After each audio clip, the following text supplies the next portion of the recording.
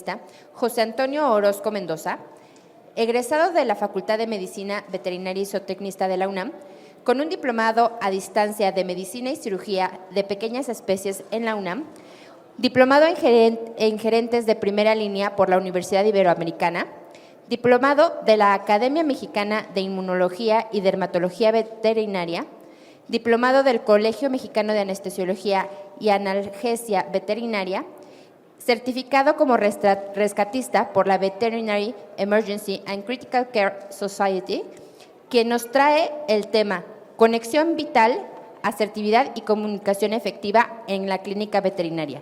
Por favor, un fuerte aplauso. Gracias.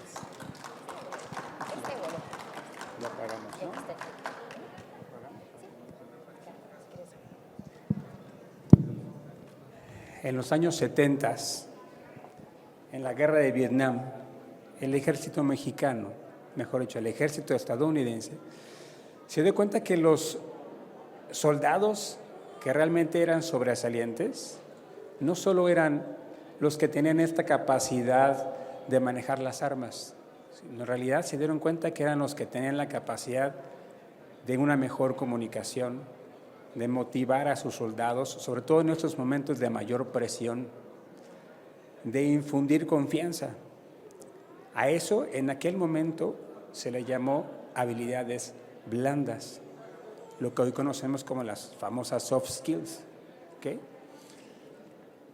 Ante la mirada de nuestros clientes que nosotros tenemos en este momento, es una mirada, pues muchas veces bastante crítica, ¿cierto?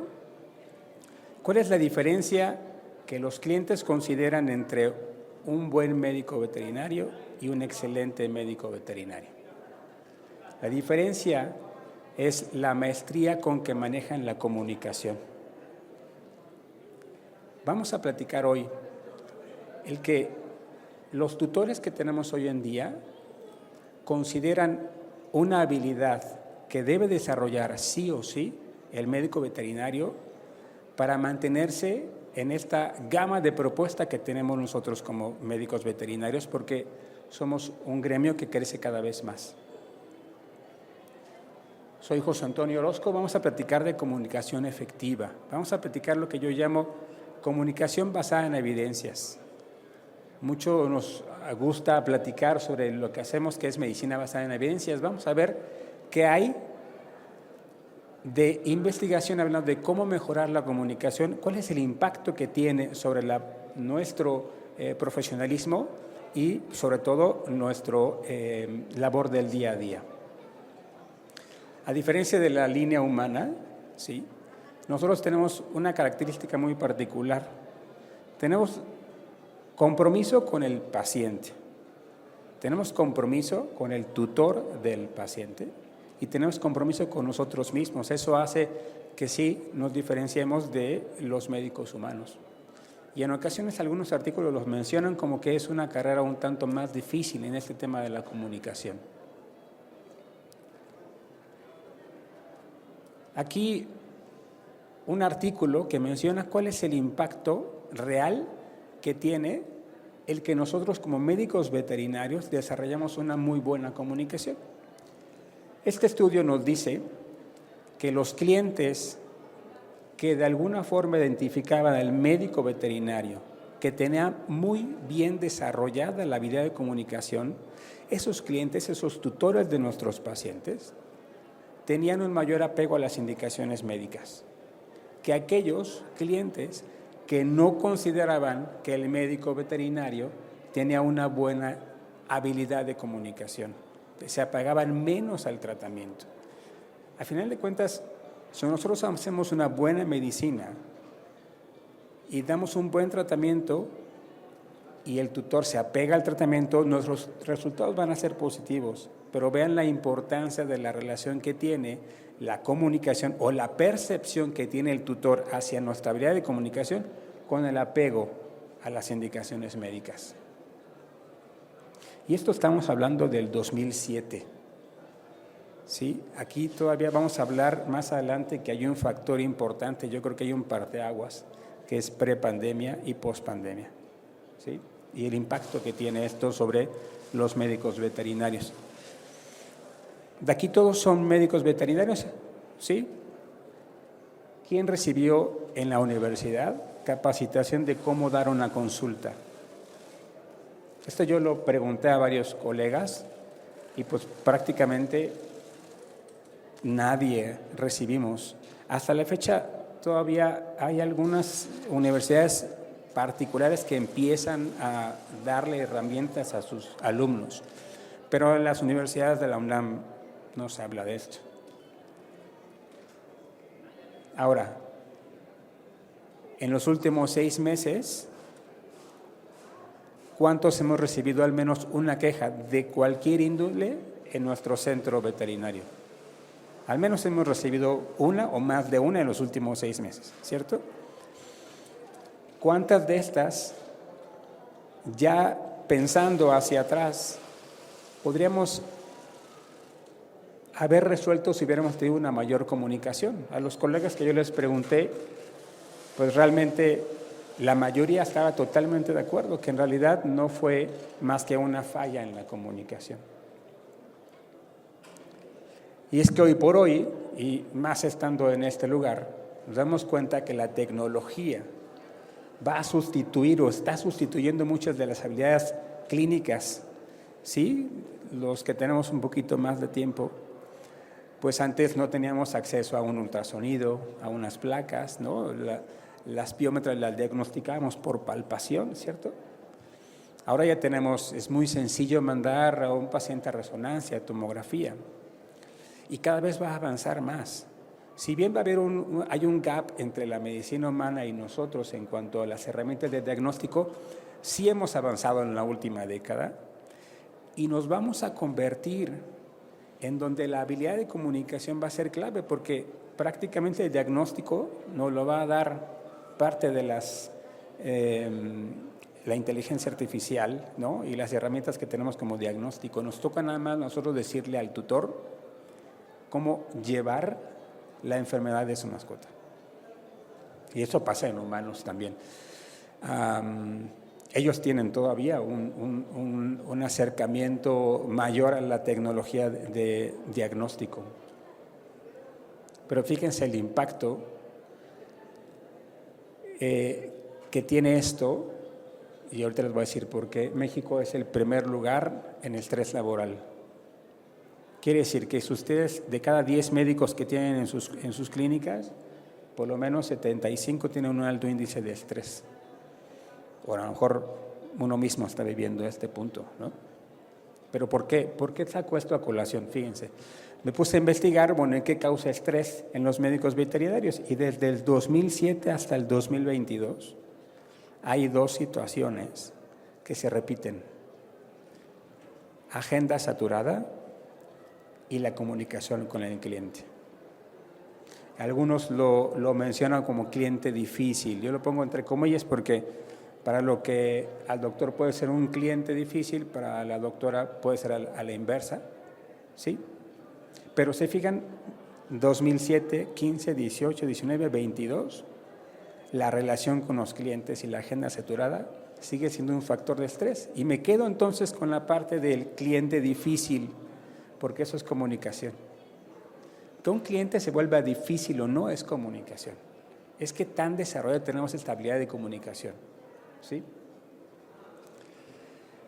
Yo hice esta encuesta de estos 10 factores preguntándole a 1,100 médicos veterinarios de pequeñas especies a lo largo de toda la República Mexicana, y estos son los 2 primeros lugares: cliente conflictivo y jornada laboral saturada con el índice de mayor estrés laboral.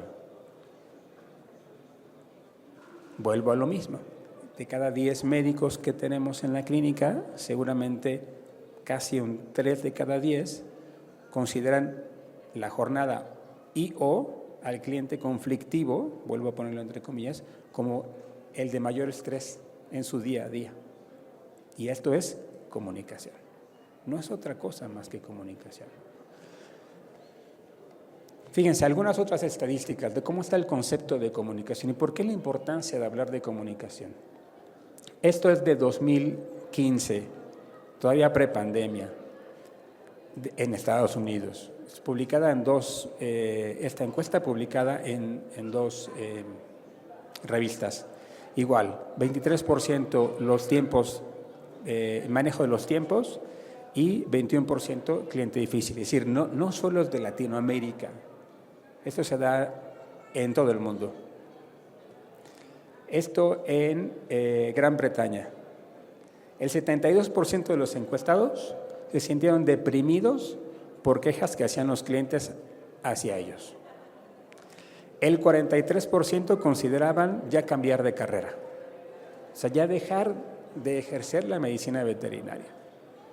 Entonces, vuelvo a lo mismo, no es una situación solo de Latinoamérica, que vivimos en un país subdesarrollado, vamos a llamarlo así. Esto se da en todos lados. Y aquí la pregunta: ¿somos buenos comunicadores los médicos veterinarios? Cuando yo he preguntado a los colegas, la mayoría de las veces me dicen sí, yo me considero que efectivamente doy una buena comunicación con el tutor de mi mascota, ¿no? Pero las evidencias dicen algo distinto. Por ejemplo, este estudio de un hospital de enseñanza de 1996 a 2001, le preguntaban a los tutores en qué calificábamos bajo en comunicación. No dábamos información completa. Tendemos a hablar con lenguaje muy técnico, y eso lo veo más frecuentemente en los jóvenes.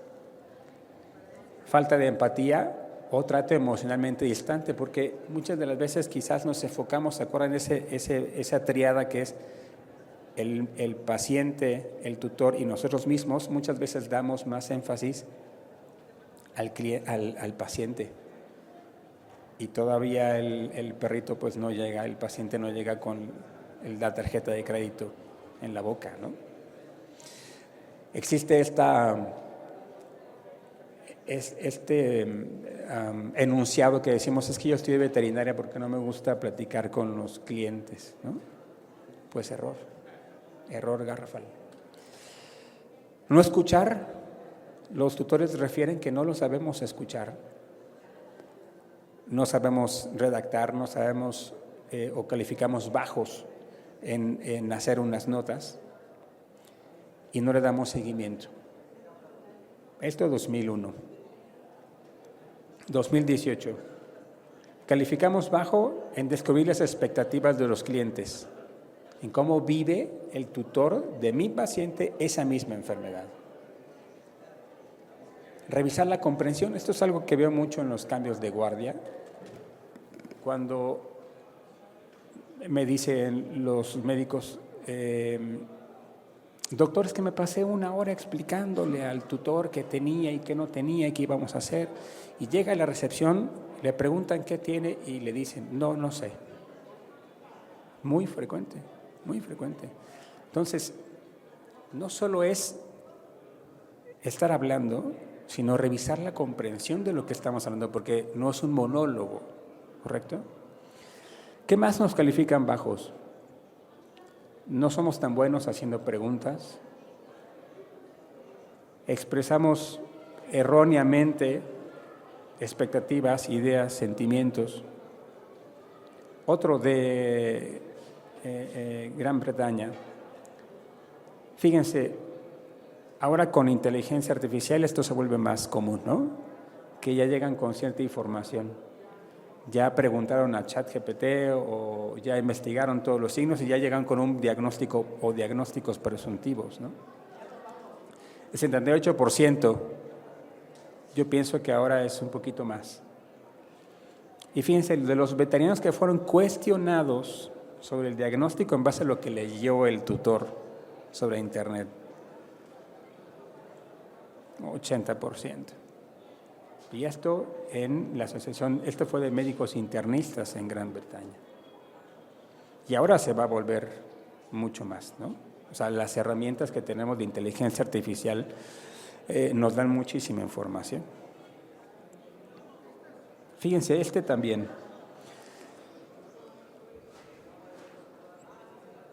La decisión de los tutores quieren ser partícipes de esa toma de decisiones, quieren conocer todas las opciones. A veces pensamos que no le voy a decir esta opción porque va a ser muy caro, no lo va a llevar, no lo va a hacer. Ellos quieren conocer todo, independientemente si deciden o no hacerlo, pero ellos quieren saberlo todo.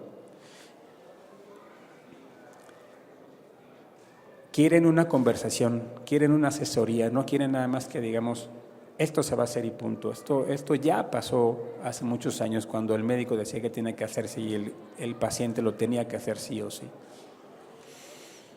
Ser tratados como socios, no como un número más, ¿sí?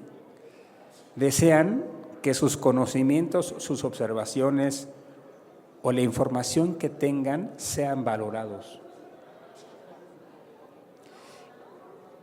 Prefieren lenguajes sencillos, no por el hecho de ser el especialista, internista, cardiólogo X, veterinario, tenemos que utilizar lenguajes demasiado técnicos. Y tenemos que dar seguimiento a las consultas. Otro más de la Asociación Americana de Hospitales. Entre un 25 a 65% descubrieron que de bajo nivel de información, la opinión del tutor no fue considerada, no se estableció confianza, hubo falta de seguimiento. Y es que en realidad tenemos que tomar en cuenta que mucho es lo que decimos, cómo lo decimos y cómo se percibió del otro lado. Eso es una verdadera comunicación. Pero muchas veces perdemos este punto de cómo se percibió del otro lado y no corroboramos la información.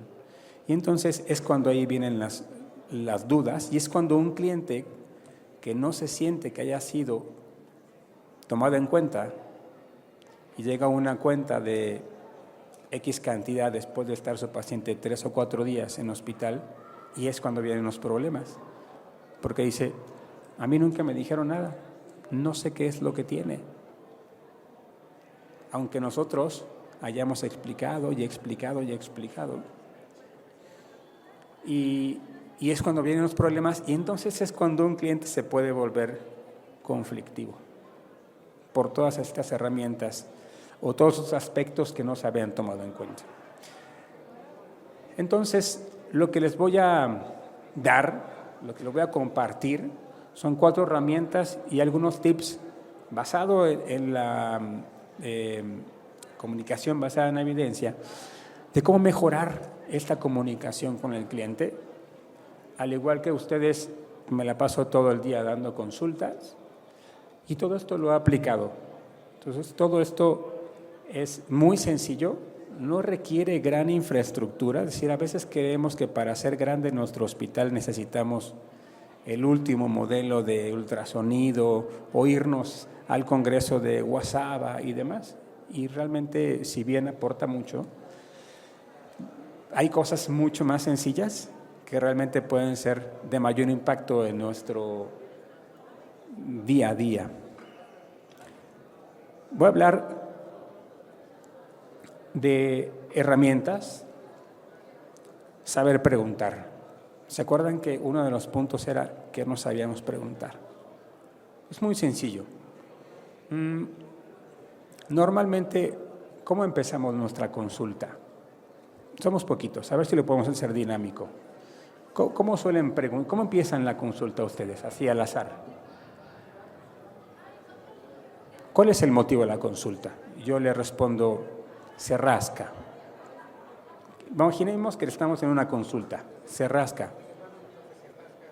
Desde hace una semana, doctor. ¿Qué más? ¿Qué seguimos preguntando?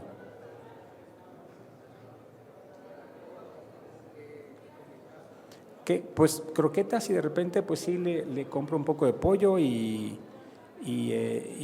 pues mi hijo de repente le da salchicha. Es la única. Yo tengo 2 gatos, pero es la única. Todos los días sale a pasear. Ese es el común denominador, ¿cierto? Bueno, todas esas preguntas se clasificarían como preguntas cerradas, en donde la respuesta es un poco, mucho, croquetas, sí, no, hace una semana, ¿sí? Y no está mal. El punto es que la comunicación basada en evidencia nos dicta que la forma de empezar una consulta es con una pregunta abierta, ¿sí? Y una pregunta abierta es la que hace que el tutor nos cuente toda la historia, ¿sí? Por ejemplo, yo suelo preguntar, por supuesto que te presentas, saludo a la persona, señora Pérez, mucho gusto, qué bueno verla de nuevo, pero algo no debe estar algo bien, ¿verdad? ¿Qué es lo que más le preocupa de Pepe el día de hoy que hizo cita conmigo? Y me quedo callado. Bueno, y me cuenta toda la historia. Oye, doctor, fíjese que Pepe...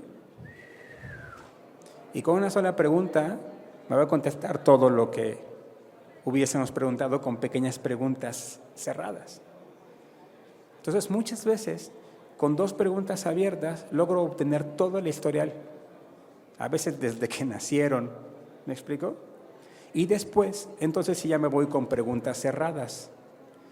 Si, por ejemplo, es un paciente que tiene prurito, bueno, pues entonces ya digo, a ver, señora Pérez, fíjese que en dermatología veterinaria hablamos de una escala de 0 a 10.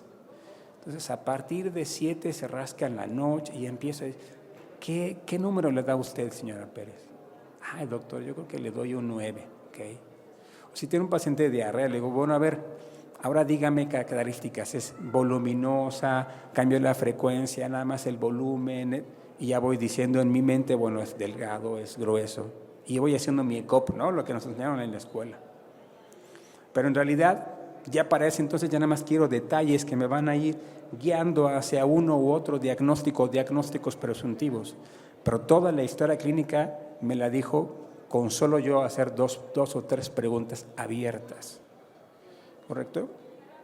Fíjense, este estudio en Estados Unidos, aquí en México no lo tenemos, los veterinarios realizan en la consulta 13 cerradas frente a solo 2 abiertas.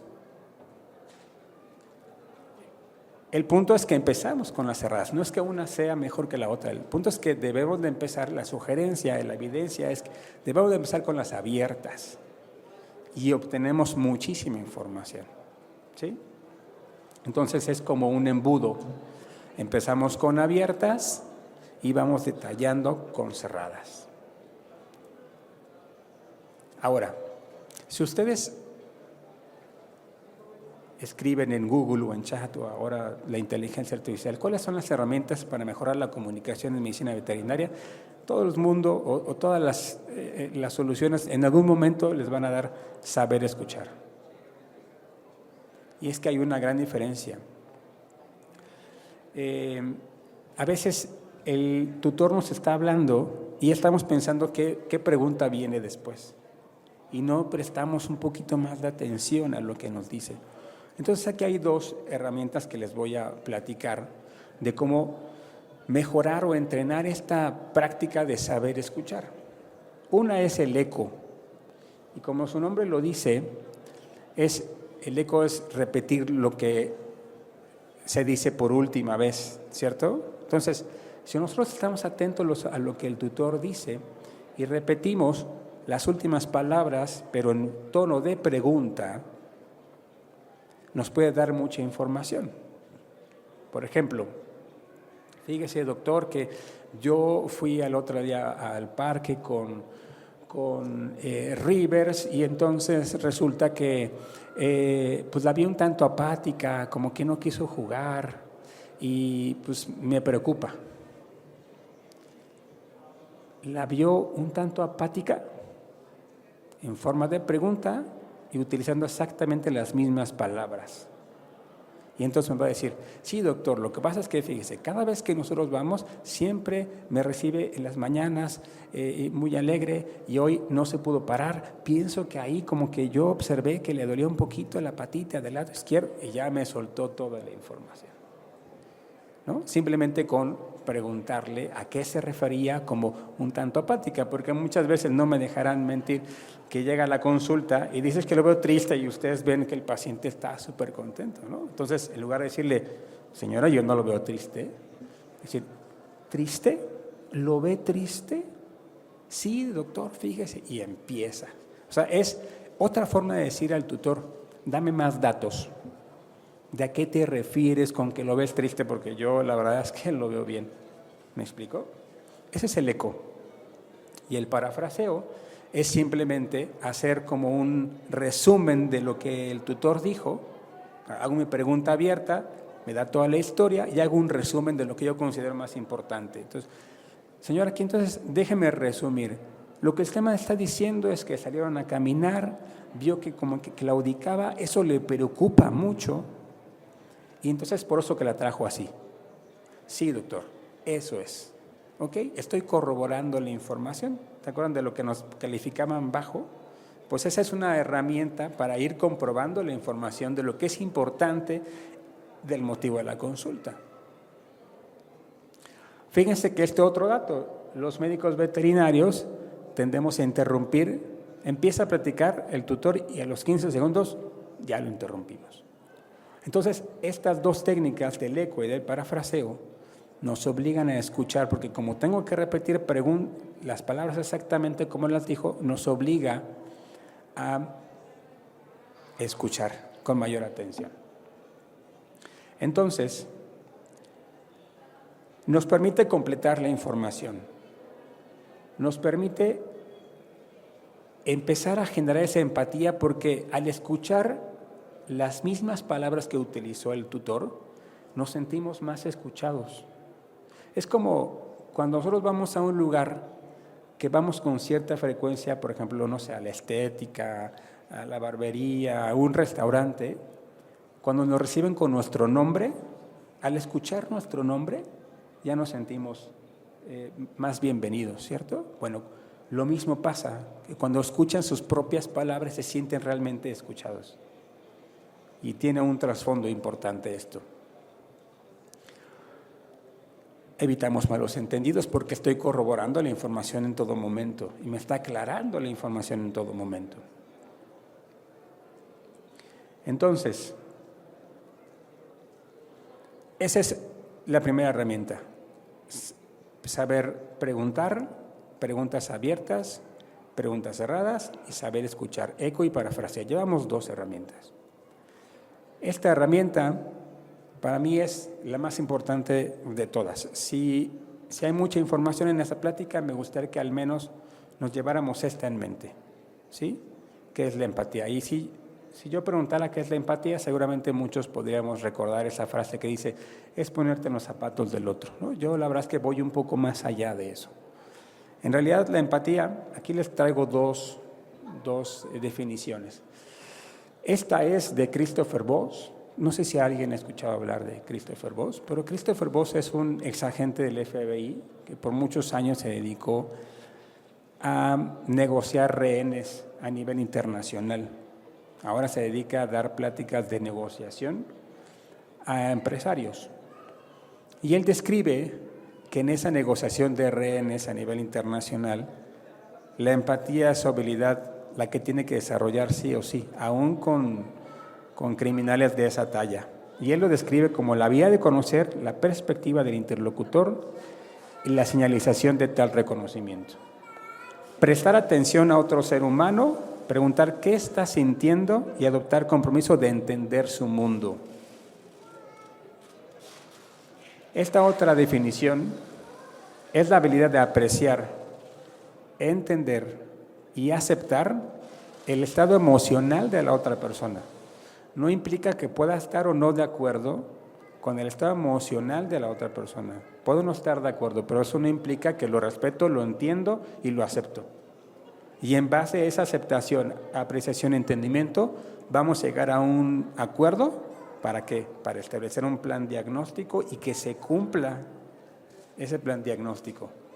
Porque si no tengo empatía y no entiendo esta parte, no acepto, no voy a lograr que el cliente, que el tutor de la mascota se apegue al tratamiento que le voy a decir. o que me dé la facilidad de hacer todos los estudios que tengo que hacer. Puedo no estar de acuerdo, pero eso no implica que no puedo aprender a negociarlo. Y aquí les voy a dar 3 tips, 3 formas fáciles de cómo generar empatía. La primera la aprendí a la mala, ¿sí? No había leído el artículo de lo que les voy a decir, pero recuerdo hace muchos años, tenía en el hospital, lo recuerdo muy bien, un schnauzer, ya seguramente de más de 10 años, con un carcinoma hepático ya súper invadido, ya no teníamos más que hacer clínicamente, ¿no?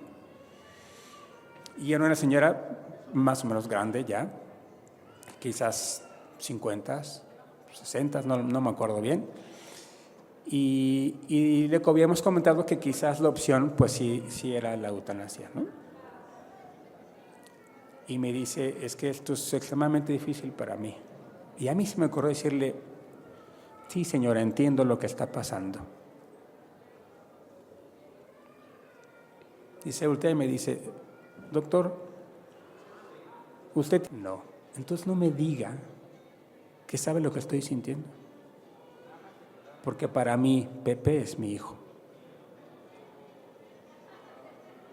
Frío, helado me quedé en ese momento. Esa palabrita de entiendo lo que está sintiendo no es empatía. Porque les aseguro que la gran mayoría de las veces que la aplican, muchas veces van a decir, no, usted no entiende. Entonces, después me encontré con un artículo que decía que hay una forma de ser empáticos cuando hayas vivido exactamente la misma situación que está pasando la persona con la que estás colaborando, la que estás platicando. Yo durante 15 años tuve una Golden que era atópica y se rascaba horrores y había días en que no dormíamos y había días en que baños y medicamento y esto y lo otro. Yo sé lo que es pasar una situación difícil de que no para de rascarse. Entonces yo puedo hablar con esas personas y decirles, sé lo que estás pasando porque me pasó así, esto y esto. Yo te voy a ayudar porque yo sé lo que estás sintiendo al ver a tu perrita, bueno, a Pepe o lo que sea, porque lo viví. En ese momento el cerebro de la persona dice, estoy con el médico correcto, porque me va a ayudar. Entonces, usemos eso siempre y cuando hayamos vivido una situación similar o casi idéntica. Esa es una forma de empatía. Otra forma de empatía es la admiración, que a veces pasamos desapercibido, a veces estamos en el trajín del trabajo que en realidad no nos tomamos unos cuantos segundos para reconocer el trabajo que está haciendo a la otra persona.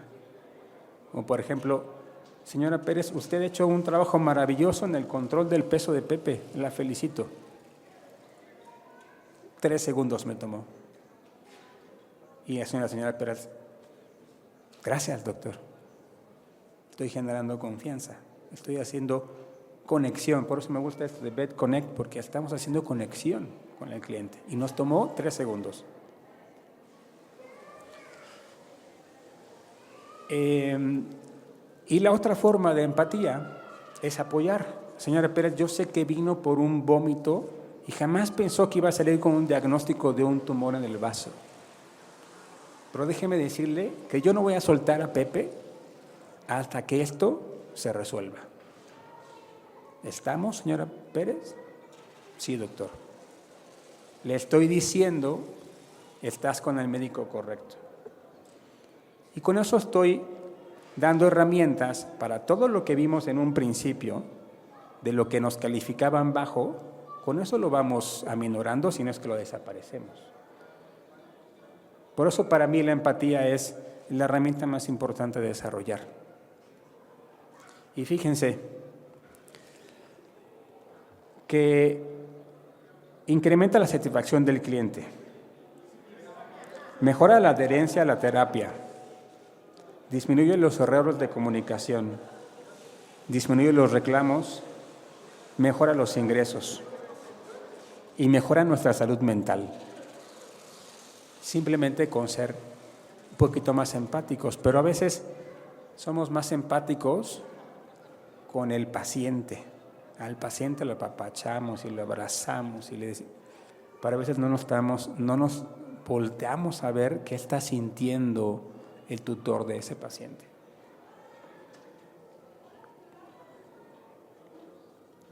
Fíjense, de 300 consultas en un hospital veterinario de enseñanza en Estados Unidos, solo el 7% de los veterinarios expresaban empatía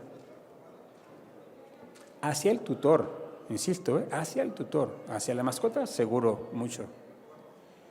En México, ¿cómo estaremos? En Latinoamérica, ¿cómo estaremos? Yo les aseguro que estamos por ahí, muy cerca, o abajo, que sería lo peor, ¿no? Del lado derecho, bueno, del lado derecho mío, del lado derecho suyo también. Esto se entrena. Esto es un taller de empatía, bueno, no solo de empatía, sino de comunicación en general, con role-playing. Yo hago unos talleres de comunicación y hacemos esto, y me doy cuenta que al médico veterinario nos enfocamos en lo médico. Y es que tiene que esto, y tiene el diagnóstico y presuntivo, y nos gusta técnicos muy de medicina, y es que tenemos una leucocitosis y tenemos un prurito, una escala muy... No digo que no hagamos medicina, lo tenemos que hacer. Pero así como lo entrenamos a hacer los nudos y a hacer una OVH, así tenemos que entrenar a ser empáticos. Pero los médicos, la gran mayoría, no lo toman en cuenta. Se hace o se nace, se entrena, y se entrena así como entrenamos cualquier otra actividad de la medicina veterinaria. Llevamos saber preguntar, saber escuchar, empatía. Llevamos 3 herramientas, vamos por la 4ª, la comunicación no verbal. Y esto es muy divertido, porque cuando me empecé a meterme a estudiar esta parte de la comunicación no verbal, la verdad es que se volvió divertido las consultas, porque trato de leer al que tengo enfrente, o a los que tengo enfrente, ¿no? Y esto es como un baile, tiene que ir danzando uno con el otro, ¿sí? Sabemos leer perfectamente a nuestros pacientes, ¿cierto? O sea, sabemos cómo a un perro sí acercarnos muy con confianza, y a quien definitivamente me guardo mi distancia y me voy acercando poco a poco. Lo sabemos leer perfectamente, ¿no? Pero ¿qué tanto nos ponemos a leer nuestro lenguaje corporal? ¿Y qué tanto nos enfocamos a leer el lenguaje corporal del tutor o los tutores que tengo enfrente? Porque muchas de las veces... Alguna vez en un taller me preguntó, doctor, ¿cómo puedo evitar cuando veo que hay un cliente que es un poco conflictivo? Le digo, es que el lenguaje corporal te dice un montón de tips antes de que venga el problema, ¿no? Cuando tú estás hablando y de repente el cliente se cruza de brazos. O sea, está normal y de repente se cruza. O está normal y de repente cruza los pies. O sea, no es un diccionario de, a ver, si cruza los pies es porque está, si cruza, no. Es leer el contexto general de la consulta, ¿sí? Eso es lo divertido, realmente. Pero también he grabado muchos médicos veterinarios en consulta y su lenguaje corporal dice totalmente otra cosa. Están así, están sobre la mesa, o están así, o están así. Y si no, graben sus consultas de sus médicos y se van a dar una impresión de ese estilo. Y el lenguaje corporal dice lo que está pensando. Probablemente lo está escuchando, pero está pensando en el paciente que tiene que llamarle, o está pensando en su problema familiar, o está pensando... ¿Y qué pasa? No está escuchando, no está haciendo conexión. Entonces el cliente dice, el médico ni me peló, solo por no leer el lenguaje corporal. Y sabemos que el lenguaje corporal es el 80% de la comunicación. Entonces, este es el gran cuadro de lo que sería si nos adentráramos mucho al lenguaje corporal. Pero en realidad les voy a dar tips mucho más prácticos. Tenemos que ver la posición del cuerpo. Eso dice mucho. Tenemos, si por ejemplo estamos muy altos, ¿no? Pues tenemos que buscar una opción que estamos al mismo nivel. Fíjense de este lado. Esta de aquí abajo, de su lado izquierdo, es la forma incorrecta de atender al cliente, porque ahí está la barrera de la comunicación, que es la mesa, y el paciente, que ahí no se ve, pero hay un como pomerania ahí. Ni siquiera pueden ver el carnet. La forma correcta es haciendo una L. Y mi lenguaje corporal tiene que estar aquí. ¿Han visto seguramente las pláticas que se llaman TED Talks? Bueno, hay una estadística que dice que las más visitadas son las que el ponente mueve más las manos. Esas son las pláticas o los videos más visitados. Entonces nosotros tenemos una herramienta maravillosa, porque si yo estoy explicando algo, te voy a decir, señora Pérez, fíjese, sé que es mucha información, pero punto número 1, me gustaría que nos lleváramos a casa esto. O si está hablando en términos de tiempo, entonces yo hago esto. O, señora Pérez, una cosa muy importante. Y me quedo pausado. Lo que le voy a decir es extremadamente importante. Y entonces ya tengo a la señora Pérez así. Pero mi lenguaje corporal dice mucho. No es lo mismo que yo esté haciendo la plática y esté haciendo esto y esto y esto y esto. ¿Me explico? Si tenemos que escribir, bueno, permítame un momentito, pero la estoy viendo, permítame un momento, voy a apuntar, esto es importante, y regreso, ¿no? A ver, mucha gente dice, es que tienes que ver a los ojos, es que es muy incómodo verle toda la consulta a los ojos a una persona, ¿no? Es como si yo estuviera ahorita dando la consulta y nada más estuviera con el doctor ahí y no le quitara la vista encima, pues se sentiría incómodo, ¿me explico? No, el punto es que sí tienen que estar al final de la frase, voltear a ver a un interlocutor. Y si tienen 2 o 3, ir, no nada más al que más habla, porque a lo mejor el que más habla es el que es el que está preocupado, pero el que va a pagar y el que toma la decisión es el de aquí. Y si yo no hablo parejo, va a decir, no, a mí no me tomó en cuenta, ni siquiera me volteó a ver. ¿Sí? Entonces, sí, al final de la frase, vean a los ojos, pero no el que todo el tiempo estén. ¿Sí? Sí nos ha pasado, ¿no? Que llego a la consulta y ya está el tutor o la tutora abajo, sentada en el piso con su perrito. Pues te agachas y das la consulta abajo. ¿Sí? Si damos una situación importante, un presupuesto, un pronóstico, es como la de arriba a la derecha, es hombro con hombro, no es a través de una mesa, es una barrera, exactamente. Entonces, para las siguientes consultas, traten de leer lenguaje corporal, es muy divertido. Y si tienen médicos, videograben, y luego ven ese video sin audio y que el doctor o doctora se vea en su lenguaje corporal. Se van a llevar unas buenas sorpresas. Bien, esas son las 4 herramientas: saber escuchar, saber preguntar, empatía y lenguaje corporal. Ahora les voy a dar unos tips, ¿sí? Y estas se las voy a comentar. Esto lo doy en el taller de negociando con el cliente conflictivo, o sea, ya un cliente que llega ya con ganas de discutir, ¿sí? Pero sirve mucho en la consulta, y les voy a platicar. En una universidad en Estados Unidos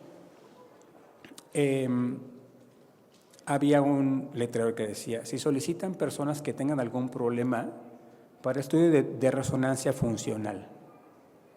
Entonces una señora que iba pasando por ahí dijo, ay, yo traigo un problema. yo traigo un problema con mi esposo. Entonces va la señora y dice, vengo por el anuncio del estudio de resonancia. Sí, que tengo un problema con mi esposo, me acabo de pelear con mi esposo. Pásele, perfecto, ¿no? Pásele a la resonancia. Y entonces están escaneando el cerebro y le dicen a la señora, señora, ¿qué problema tiene? Estoy enfadada con mi esposo, estoy muy enojada con mi esposo. ¿Está triste? No, estoy enfadada con mi esposo. Y le empezaron a preguntar, ¿está confundida? No, le estoy diciendo que estoy muy enfadada. Pero al mismo tiempo estaban viendo la resonancia, estaban viendo la amígdala que estaba encendidísima. ¿Ok? Señora, ¿está preocupada? No, es que no puedo creer que me haya dicho o haya hecho esto después de tantos años de casados. Señora, ¿está decepcionada? Y hay un silencio. Sí, eso es. Estoy decepcionada. Y en ese momento en la amígdala empieza a apagarse. ¿Sí? Y entonces esto le llaman etiquetar la emoción. Científicamente comprobado que si hacemos que el tutor o nuestro interlocutor le ponga nombre a esa emoción, cuando es una emoción negativa, la disminuimos. Y si es una emoción positiva, se mantiene. Entonces, como una regla o como un tip para la consulta es, parece que esto le ha causado un gran desconcierto. Sí, doctor. Parece que no esperaba esto y parece estar enfadada. Le pongo a lo que yo creo que pueda estar y el tutor me va a decir, sí estoy o no estoy, pero el objetivo es que ella o él me va a decir, le va a poner nombre a esa emoción. Y entonces esas emociones de tristeza, de enfado, de frustración que podemos vivir en cualquier consulta, se van apagando y evitamos conflictos mayores. Eso se llama etiquetar la emoción. Asimismo, también lo podemos hacer en forma positiva. Señora, veo que esto le está trayendo buenos recuerdos. Sí, es que estoy... ¿Y qué estoy generando? Empatía, comunicación, conexión. Estoy diciendo, estás ante el médico correcto, en la clínica correcta. Yo soy el médico veterinario, tu preferido. ¿Y qué va a pasar? ¿Qué va a decir? ¿Puedo hacerla así? ¿Cada vez que venga puedo pedir por usted? Sí, claro. ¿Sí? Etiquetar la emoción. Otro tip es seguimiento. Hemos escuchado muchas veces es que si no regresó es porque está bien, ¿no? Y muchas veces no es esto, muchas veces que no regresó porque no le dio confianza, porque no terminó el tratamiento, por muchos factores. Pero nada nos cuesta 2 días después, 3 días después, un mensaje de WhatsApp. Señora Pérez, ¿cómo va Pepe? Si no tienen mucho tiempo, yo digo, es rentable tener una persona que lo haga. Es muy rentable, porque las personas valoran mucho, muchísimo el seguimiento. No, nos vemos en 2 meses y se me olvidó. ¿Ok? Otro tip, tomar en cuenta la perspectiva del cliente. Ya habíamos hablado de que muchas de las veces llegan con cierta información de inteligencia artificial o de Google, ¿no? Y ya llevan con cierta información. ¿Por qué pelearnos con esto? Mejor aprovecharle y decirle, señora Pérez, seguramente ya investigó qué es lo que le puede estar pasando a Pepe, platíquenme. Ay, doctor, fíjese que la vez pasada yo leí en internet que puede ser alérgico a esto y esto. Ah, muy bien. ¿En dónde lo leyó? No, pues me lo dijo. No toma más de 1 minuto, estoy conectando con la gente, pero estoy tomando en cuenta la perspectiva del cliente. ¿Sí? Y eso hace conexión, y eso genera empatía y genera confianza. Entonces, la próxima vez podemos decirle, ¿y usted qué piensa? ¿Qué piensa lo que está pasando con Pepe? Otro tip, en otro estudio decían que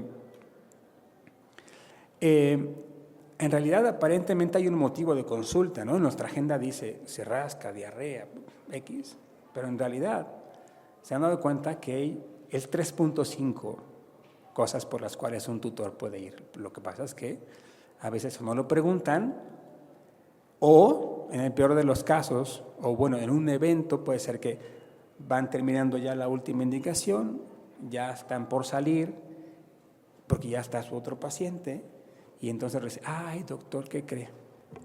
Ayer convulsionó. Y ya ustedes ya estaban, ¿no?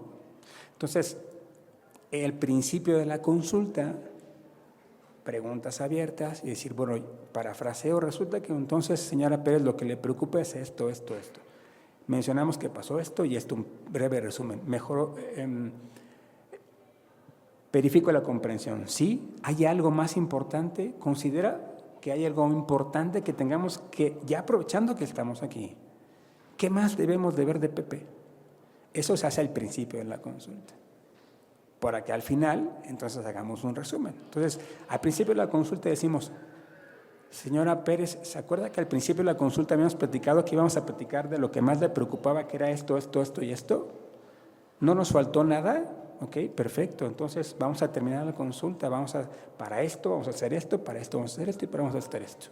¿Estamos? Sí, estamos, perfecto. Cubrimos todas las expectativas. Esto para mí es como, a los que nos gusta la anestesia, es como tener todos los monitores, ¿no? Los que hacemos anestesia luego mandan fotos así en el grupo en donde, me compré el monitor nuevo, ¿no? El RAD7 y tengo el último MinRay y tengo el PTA y tengo a mi paciente monitoreado, sí. Pero también hay que saber leerlos. Entonces, lo mismo aplicaría aquí. Hay que leer el lenguaje corporal, hay que utilizar las herramientas para poder realmente darle un seguimiento, porque en el momento que yo sé leer que hay una bradicardia, hay un bloqueo atrioventricular, ya sé que viene por aquí, pero si yo no lo sé leer un electrocardiograma, aunque tenga mucho, no puedo actuar. En consecuencia, el paciente puede entrar en paro. Bueno, pues es lo mismo. Si no aplico parte de estas herramientas o todas, y hay más, pues al final de cuentas quizá ya tengo un tutor que está a punto de estallar. ¿Por qué? Porque no se sintió comprendido, no se sintió escuchado, no se le generó confianza, no hubo una buena comunicación. Si todo esto es mucha información, yo quisiera que nos fuéramos solo con 2 frases. Ellos podrán olvidar lo que les dijiste, pero jamás podrán olvidar lo que les hiciste sentir. Esto yo creo que debería estar en todas las salas de espera o las salas de descanso de los médicos veterinarios. Podrán olvidar lo que les dijiste, pero como les hiciste sentir, esos no lo van a olvidar nunca. Y la otra frase que quiero regalarles es, a ellos no les interesa conocer cuánto sabes. Ellos quieren conocer cuánto te interesan. Debería estar tatuada en la pared o pintada en la pared de descanso de los médicos, en el comedor, en el área de descanso. Porque es una gran diferencia el que tengamos estas 2 presentes y en cada consulta demos nuestro mejor esfuerzo, no solo en la parte médica, sino también en conectar con el tutor de la mascota. Y como conclusiones, esto requiere capacitación, esto requiere meternos un poquito a los artículos, empezar a practicarlo, eso va a mejorar la comunicación, va a haber más apego a las indicaciones porque vamos a crear lazos fuertes con la gente, va a haber más casos de éxito, va a haber satisfacción y va a haber recomendaciones. Hoy por hoy, aunque digan que las redes sociales son importantes para la promoción, lo más importante sigue siendo de boca en boca. Eso es lo más importante para un tutor, que pueda acudir a su consultorio. Y estoy seguro que alrededor de su consultorio hay 10 más. Y todos hacen buena medicina. La diferencia va a ser esto.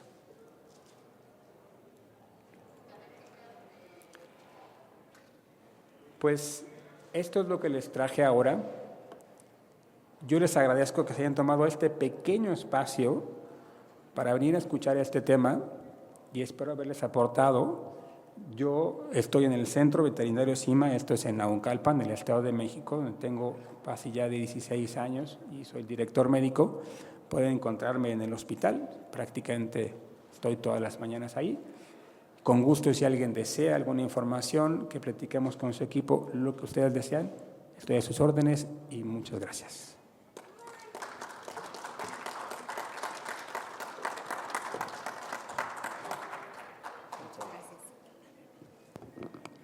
A nombre de la Exposición Medical Expo le entregamos el siguiente reconocimiento al doctor José Antonio Orozco y por favor muchas gracias por su tiempo, por tan interesante plática y gracias a ustedes por la presencia.